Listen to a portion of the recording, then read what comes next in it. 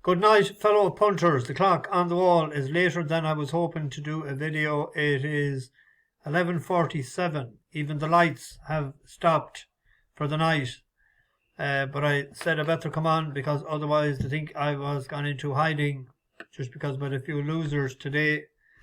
But I do pick the horses in good faith and hope to do their best.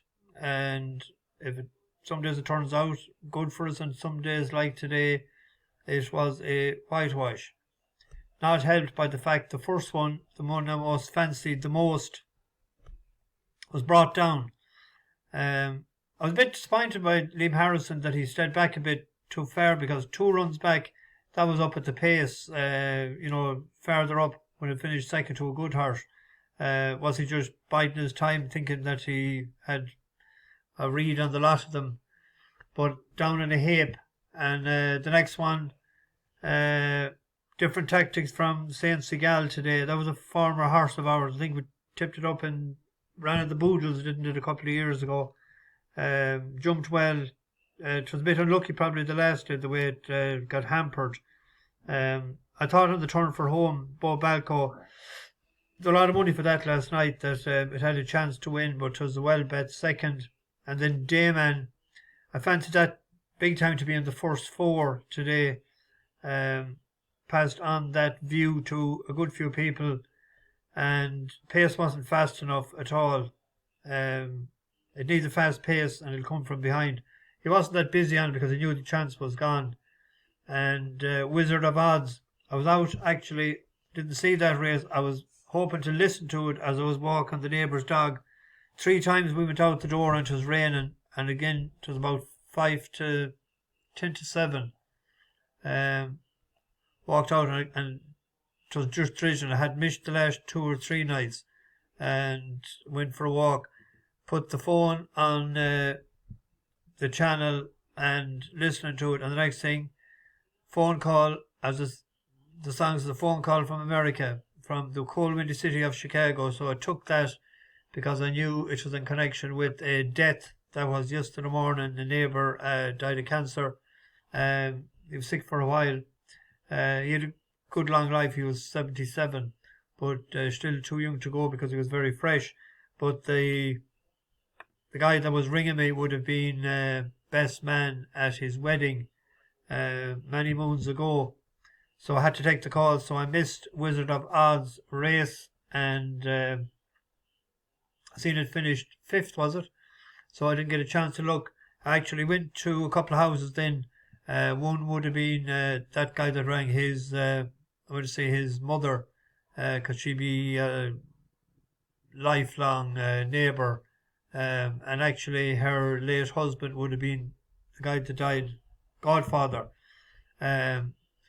So I got delayed, and 'twas 10:30 in the evening. I was trying to go at 9:30. I was trying to go at 10 o'clock, and it was 10:30. Another night I'd have stayed, but I said I better come and put on a video. As a result, I didn't get much opportunity today to search for anything outside of my tracker. And the tracker, there's a few in it, but there was something that was as good or better in the same race, so I had to leave them out. One of them changed stables. That on the flat, that Alternera, that has gone to Ian Williams from David Simcock. So I'd rather see it run first time out for a new yard to find out. I don't know how long they have it, what work they've done. It'd be interesting if late money came for it'd be fancy, because it's back to a mile 6 what it won at, and then it wasn't off a yard the last year, 2 mile back to a distance that it won at before and won fairly well. That's in Southall tomorrow. And there's another one there that we backed the last day, and the Laird was backed out of it as well. It's in Exeter, Hititi. But I was disappointed the way it ran, but there was a heap of money for it. It was an each way bet earlier on. It was 8-1, but it's into 4s now. That's this horse here. But you have Jupiter Allen, Enjoy Your Life, and Toss of a Kind. They're all equally. I could and even you can't rule out Regard either. So it's a tough race. If anybody wanted to back any of them, I couldn't say no. This is a better chance. So I'm going to just give it a miss. And we're going to go to a horse that we've been waiting for to go up and trip. But I think there's one that I'm afraid of in it, but it was a 6-1 shot earlier. I was going to put it up of each way, and that's Mumbles. But I'm very afraid of Hot Fallen for Venetia, who's on fire.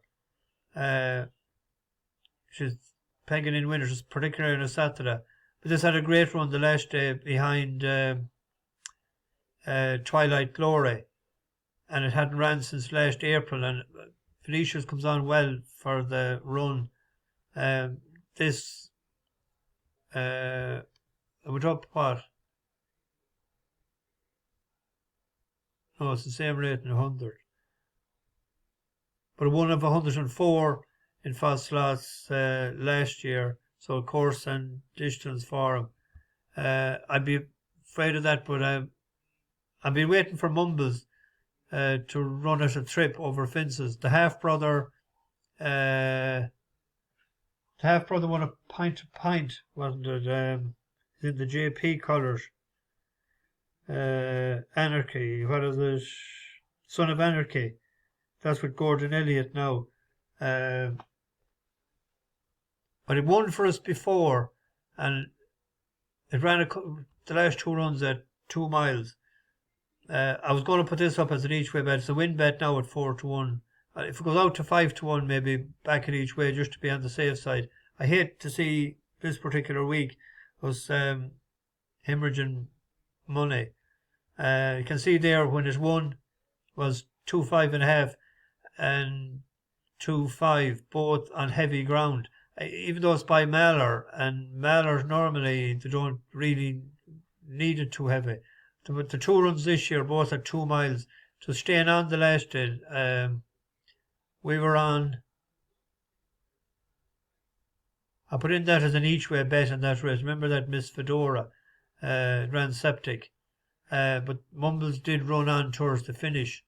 And an extra mile shouldn't be a problem. Now, it's no Erkel, this horse. But I had picked out to do an each way John bet. W. Creasy in the black colours. Robins Field trying to win for the first time. 3 out, they come down to it now. John W. Creasy also chasing that elusive first win.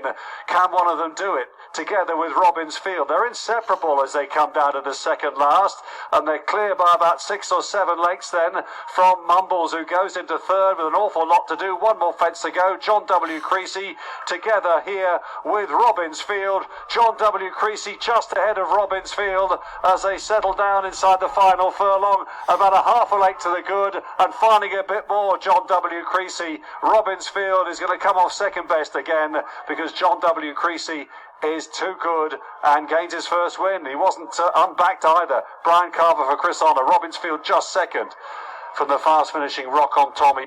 The run ran on was willingly there, but an extra mile should be a plus for him. It's an old horse that I've been saying it all along. 3 miles, soft to heavy ground even. See what put him up against him.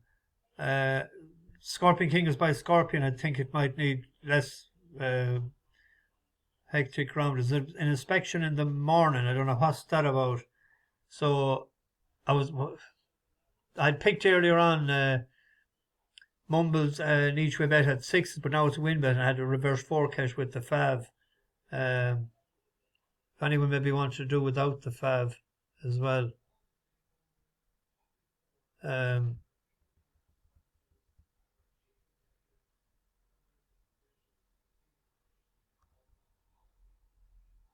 Anyway, 11-4 without, 3-1. Hoping he might beat the other one.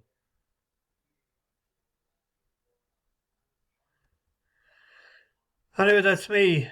Bash the bookies, over and out.